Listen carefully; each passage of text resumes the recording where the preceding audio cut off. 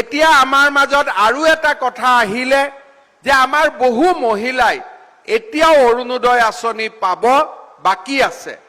সেইবাবে আমি এটা অৰুণোদয় সপ্তাহৰ আয়োজন কৰিছিলোঁ। আমাৰ হাতত 20 লাখ অৰুণোদয় হিতাধিকাৰী আছে।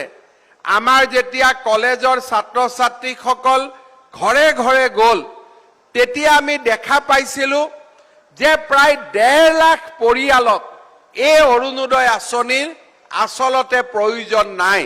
তেওঁলোকৰ ঘৰত চাকৰি আছে বা তেওঁলোকৰ ঘৰৰ অৱস্থা ইমানখিনি বেয়া নহয়।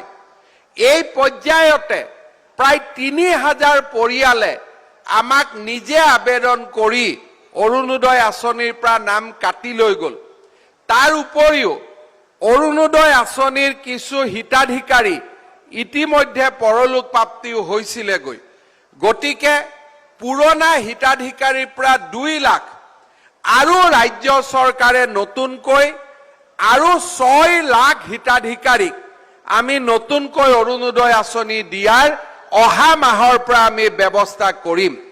অৰ্থাৎ অহা মাহৰ পৰা অৰুণোদয় নতুন প্ৰপত্ৰ আমাৰ মহিলাসকলৰ মাজত বিতৰণ কৰা হ'ব।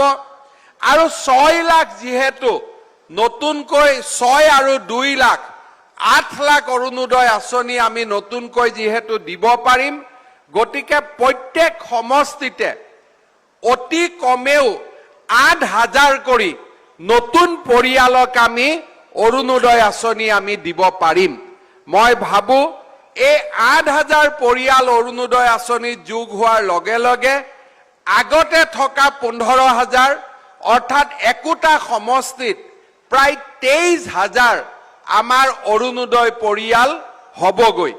লাহে লাহে বছৰ যিমানে আগবাঢ়ি যাব, মোৰ মনত ইচ্ছা আছে যে প্ৰত্যেক সমষ্টিত যাতে আমি 30000 অৰুণোদয় পৰিয়াল আমি আৰম্ভ কৰিব পাৰোঁ। আৰু যদি 30000 অৰুণোদয় পৰিয়াল আমি আৰম্ভ কৰিব পাৰোঁ, অসমত অৰুণোদয় পৰিয়ালৰ সংখ্যা প্ৰায় 32 লাখ হ'বগৈ। কিন্তু এই বছৰ আমি 26 লাখ গৈ পাম। তাৰ পিছত লাহে লাহে আমি ইয়াক 32 লাখলৈকে আমি লৈ যাম।